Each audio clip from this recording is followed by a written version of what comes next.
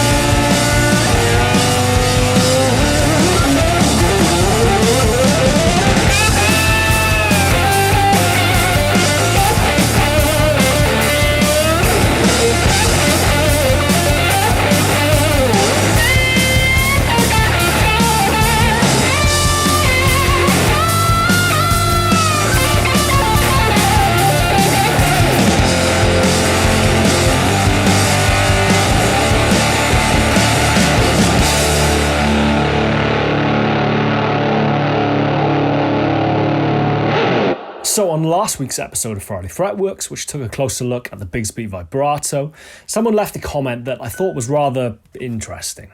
The whammy bar is dead. So is rock music, and electric guitars for that matter. It's unfortunate, but true. Been to any rock concerts lately? Who's your new favourite guitar player? Can you even name 3 new bands? I rest my case. Like many trends, it seems the age of the rock star is over. Now, as much as this comment is incredibly blithe in certain respects, I guess if you were so inclined, there'd be certain elements of it which you could just nod your head and agree with. The concept that rock is dead and it took guitar with it isn't exactly a new one. It's an argument that rears its head every couple of months, and to their eternal credit, rock fans the world over leap to the genre's defence with any number of their new favourite up-and-coming bands.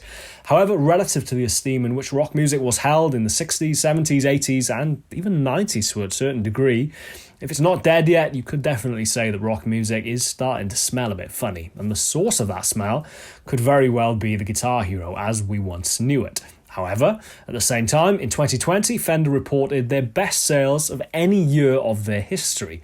So what is really happening to the guitar? Is it over? Or is it just getting started? Now, what I find slightly perplexing about the notion of the Guitar Hero being dead is that you could make a pretty compelling argument that it was long gone and buried even well before someone of my age started playing guitar. Now, for someone who picked up the instrument first in the mid-2000s, I guess I was fairly atypical in that I didn't initially gravitate towards the guys that we kind of know and consider as the classic guitar heroes, but instead gravitated much more towards the music which was dominating the airwaves at the time, pop punk. Any number of bands like Sum 41, Blink-182, New Found Glory, or The Offspring were very much the bands that I cut my teeth on, and as such, my guitar heroes growing up, at least initially, were the likes of Tom DeLonge, Noodles, or Dave Baksh.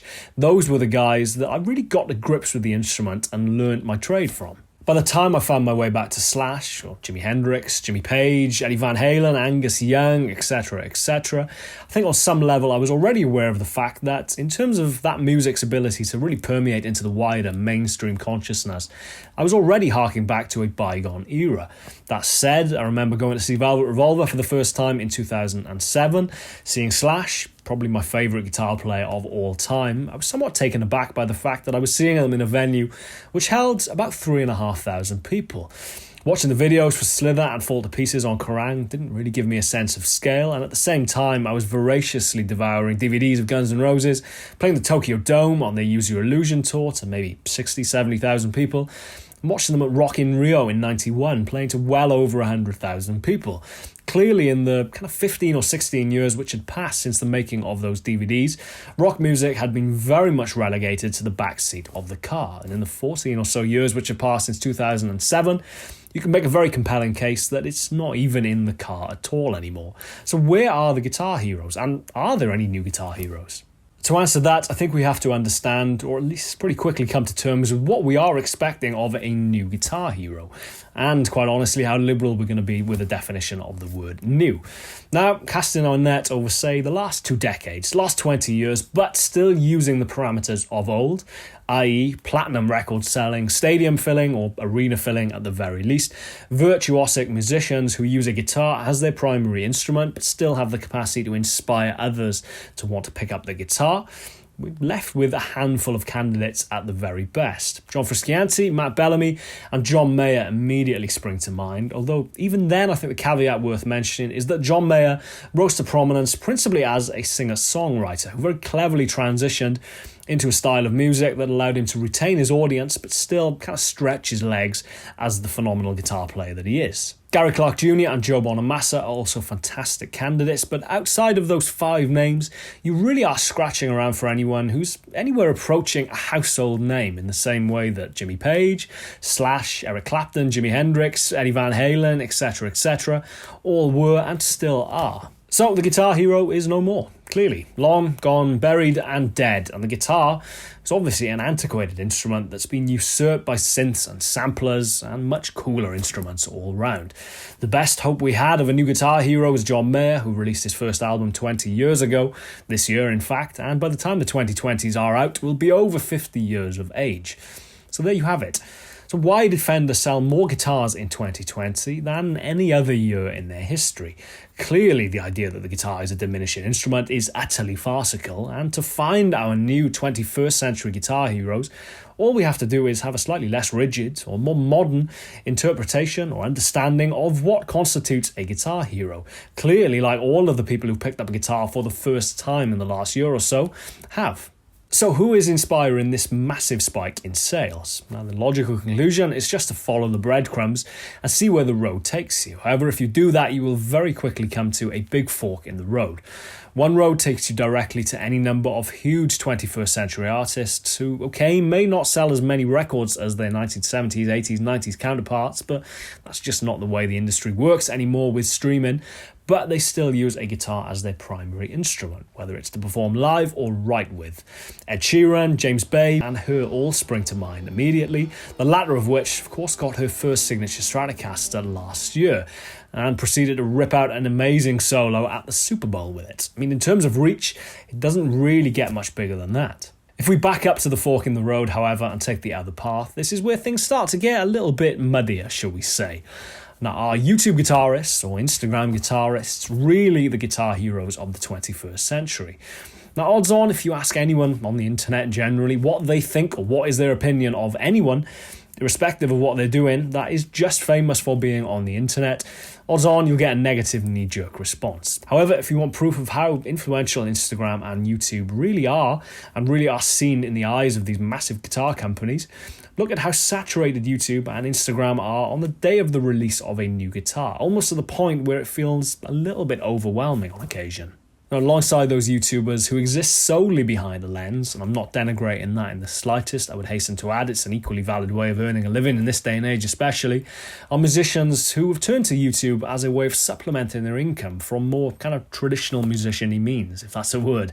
Now, I hesitated to include myself in this video at all, but it seems relevant to say that for me this is very much the case.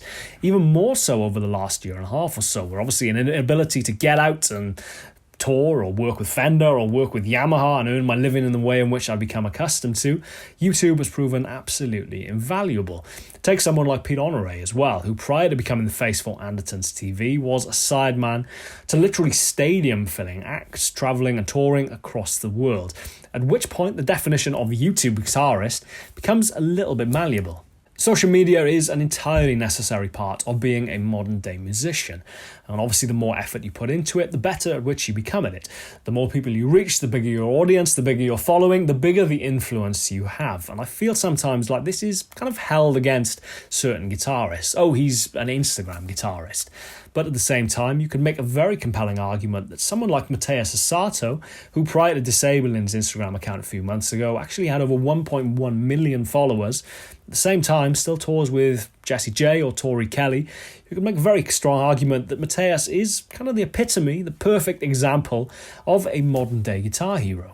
Ultimately, the point I'm trying to make, I guess, is that to say there are no new guitar heroes is to have a somewhat depressing, archaic, narrow-minded view of the industry. Now, over the last 15, 20 or so years, the industry has become increasingly fragmented, which means that mass movements like Britpop or New Wave are not only becoming increasingly rare, but virtually non-existent. And of course, this means that rock music is no longer taking anywhere near the slice of the pie that it once was. However, if there is an upside to the industry being so vast, sprawling, and fragmented, it means that the pie has just continued to grow exponentially. And in theory, it's just more, albeit slightly smaller, pieces of that pie to go around.